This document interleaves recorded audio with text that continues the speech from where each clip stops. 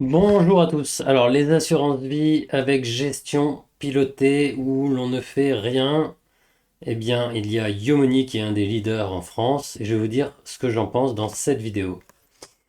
Alors, Yomoni, donc moi j'ai ouvert un compte Yomoni, mais j'ai laissé le minimum, c'est-à-dire 100 euros.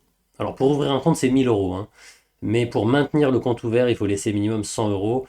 Alors pourquoi j'ai laissé le minimum? Parce que je voulais le laisser ouvert pour laisser... Enfin voilà, j'ai pris date. Et je me suis dit que peut-être que Yomoni réduirait ses frais plus tard.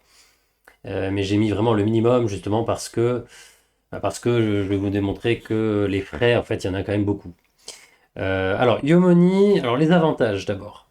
Eh ben, on a un site qui est très bien fait, qui est très fluide, que ce soit sur téléphone. Moi, j'avais fait la démarche d'inscription sur téléphone ou sur ordinateur. C'est très fluide, très pédagogique. On s'inscrit en 10 minutes. Euh, donc pour ça, c'est génial. Et puis, ils ont un petit peu démocratisé l'accès aux ETF sur RoboAdvisor. Donc voilà, ça c'est une très bonne chose. Ensuite, ils ont beaucoup de produits. Ils ont assurance vie également pour les mineurs. Ils ont maintenant même un PER et ils ont PEA et compte titre. Et ils ont maintenant des assurances vie avec des supports immobiliers en société civile.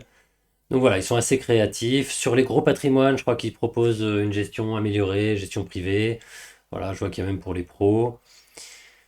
Donc voilà une petite présentation de Yomoni. Alors, au niveau des... L'assureur, ça va être Suravenir, donc Crédit Mutuel Arkea pour l'assurance vie. Pour le compte titre, le PEA, ça va être... alors, faut que je revienne dessus. Pour le compte titre et le PEA, ça va être d'autres assureurs, ça va être, je crois, le Crédit Agricole. Alors, donc voilà, je vous ai donné pas mal d'avantages. Réplication physique, alors il faudrait que je vérifie si c'est que des ETF à réplication physique. Si c'est que des ETF à réplication physique, c'est une excellente nouvelle puisque j'aime beaucoup les ETF à réplication physique et je n'aime pas les ETF à réplication synthétique. Mais ça demande vérification, il faudrait que je regarde sur mon compte puisqu'on peut avoir le détail des ETF, même si c'est une gestion pilotée, on a tout le détail et je pourrais regarder sur Just ETF pour voir si tous les ETF sont bien à réplication physique. Ça demandera une deuxième vidéo, ça. Alors voilà, l'inconvénient, on peut le mettre en avantage et en frais, et en inconvénient, c'est que les frais, ok, par rapport à une banque classique, où les frais sont monstrueux, on peut être sur des frais à 3,5, 4% par an, plus les frais d'entrée. Donc là, on est à 1,6%. Mais, eh ben, en fait, c'est énorme, 1,6%, puisque sur assurance vie, vous prenez Spirica, vous êtes avec des frais d'enveloppe à 0,5%. Vous rajoutez dessus un ETF à, j'en sais rien, 0,10. Ça vous fait des frais totaux sur assurance vie à 0,6%. Et là, on voit qu'on est à 1,6. Donc c'est 1% de plus.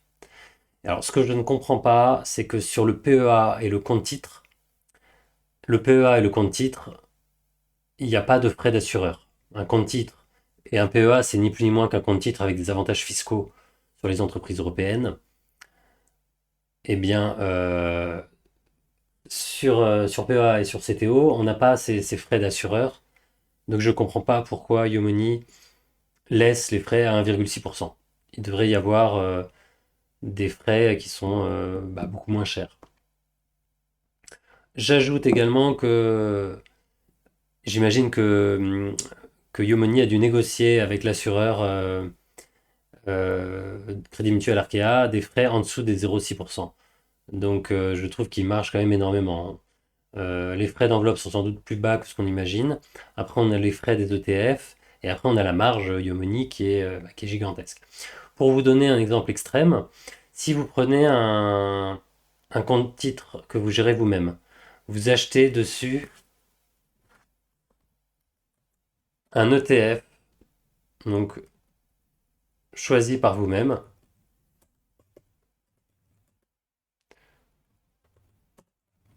et ben vous allez être sur un ETF SP500 à 0,07% par an. Sur un ETF SP500 de chez Vanguard ou BlackRock. Donc vous voyez, on est sur un compte titre. Là, je parle pas de l'enveloppe de l'assurance vie. À 0,07% et avec Yomoni, on est à 1,6%. Donc, bon, vous voyez qu'il y a un problème. Même si on est moins cher qu'une banque classique.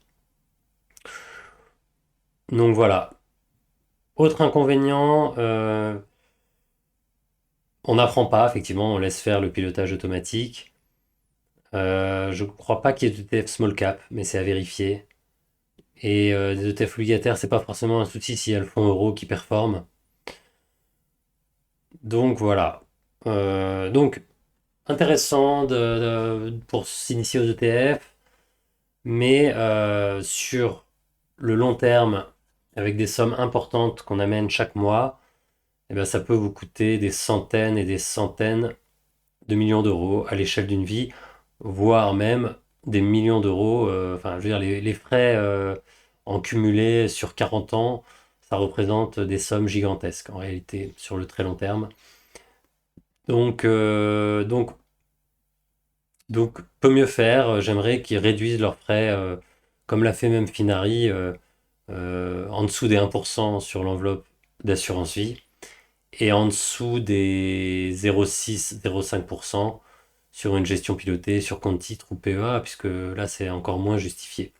Donc voilà, je vous souhaite une très bonne journée. J'attends vos questions, vos commentaires et j'y répondrai volontiers.